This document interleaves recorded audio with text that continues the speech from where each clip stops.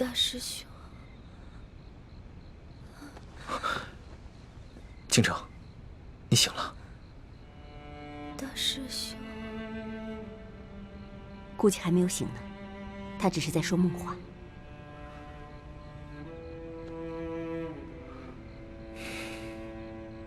六师傅，让倾城撤离紫禁城吧，我们换一种方式寻找童霞。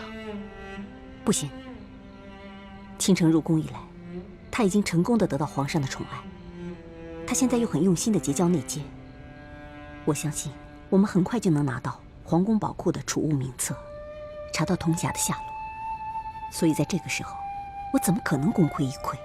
可是让他一个人留在紫禁城里，委身侍敌，实在太危险了，也太委屈他了。个人承受的委屈和痛苦，比起国破家亡来说，根本就不值得一提。太子，如果你执意优柔寡断、儿女情长，岂不是让整个联盟的数万义士寒心吗？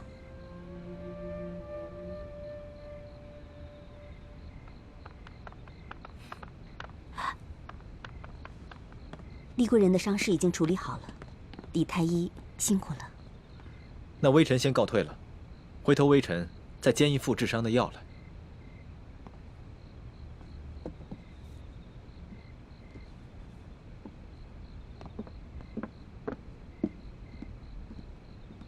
李太医慢走。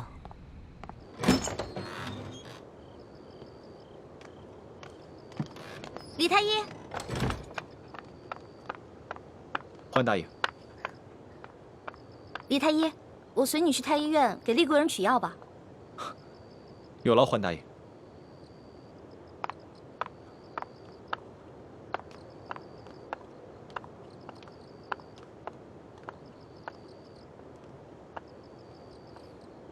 朱哥哥，你知道吗？我刚才听见雪姐姐在昏迷中喊了你的名字。这应该只是凑巧吧。人在虚弱的时候，总是很容易想起自己的亲人来。可他最亲的人是六师傅啊，但他喊的是你的名字。朱哥哥，你不会迟钝到连雪姐姐的心思都不知道吧？欢梅，别开玩笑了。我没有开玩笑。以前在明珠谷的时候，我跟雪姐姐也同枕共眠过。我不只听过她一次喊你的名字。你知道吗？雪姐姐喜欢你是悄悄的，不敢表露出来的。欢梅，有些事情，就算我们心里明白，也不要说破，因为除了带给大家尴尬，扰乱大家的心神，没有任何的作用。你只要明白，在我朱慈轩的心里，只有你李易欢一个人，其他人对我来说，都只是朋友，还有亲人。听你这样说，我更加为雪姐姐难过了。那种暗恋的绝望感，雪姐姐一定很痛苦。你不要再说了。咱们这群明珠谷长大的孩子，尤其是我，在没有完成明珠谷的大业之前，不要说是幸福，连痛苦的资格都没有。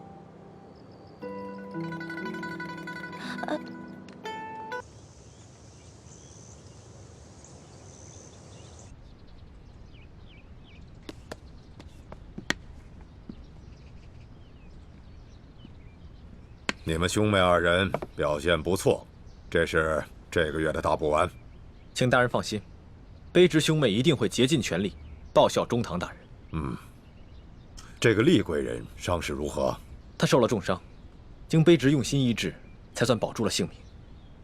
不过他失血过多，尚需调养。其实，你不必这么费心地医治这个厉贵人。卑职不太明白。皇上一连3日宣易欢进殿侍寝，最终也只封了他一个品质极小的答应。随后，皇上一连几日宣厉贵人作陪，用不了多久，这个厉贵人便会再次升迁。像这样一块绊脚石，留着他有何用啊？大人的意思是，厉贵人舒婉心，是山西总兵舒建的独生女儿。这个舒建是索尼一手。这个索尼素来和老夫不和，好在几年以后，索尼病老而死。但是他那一派的势力，仍是老夫在这宫中一大阻碍。所以老夫认为，说什么也不能让舒剑的女儿受宠。那这次厉贵人遇刺，自然是老夫安排的。这2个宫中的内线，武功虽然不高，但是对付一个弱女子，应该是绰绰有余。结果还是失手了。听内线回报，说这个厉贵人表面上惊慌失措，其实却是成功的避开了要害，好像会武功。这个厉贵人出身于武将世家，会些简单的功夫，也未尝不可能。所以要找一个更好的办法，要不露痕迹的解决掉这块绊脚石。你是一个聪明人，用不着老夫再教你怎么做了吧？大人的意思是，要卑职借着治伤的时候下毒，万一被人发现了，卑职只怕性命不保啊！你尽管去做，有老夫在，自会保你周全的。卑职遵命。好多了。真是奇怪，厉贵人已经遇刺好几天了，可是这皇上只派人过来慰问过2次，自己却从来没有亲自过来看望他。这皇上不是很宠爱厉贵人的吗？这有什么奇怪的？宠又不是爱。皇上年少风流，后宫嫔妃众多，他不会把我真的放在心上的。就算康熙不是真的喜欢你，但鳌拜居然敢勾结内侍，行刺后宫的嫔妃，这对于他的君王权威来说是一个极大的挑衅，所以康熙绝对不能容忍。他不来见你，一定还有别的原因。我虽然入宫不久，也没能见过康熙，但我能感觉到，他是一个城府很深的皇帝。大师兄，还是让小师妹尽快去找龙三吧，告诉龙三，鳌拜就是行刺我的幕后主使，试探一下康熙的反应。自从龙三知道欢妹之前对康熙说的都是些谎话之后，龙三似乎就生气了，再也没有出现过。连欢妹给他发出的约会信号，他也都是置之不理。也许不是龙三置之不理，而是他正奉了康熙的命令，在忙着调查我遇刺一案。我看，还是让小师妹主动去联系他吧。这是挑起康熙和鳌拜争斗的绝好机会，千万不要错过。好，我听龙三说过，他经常在御书房当差，我让欢妹去试试，看看能不能找到他。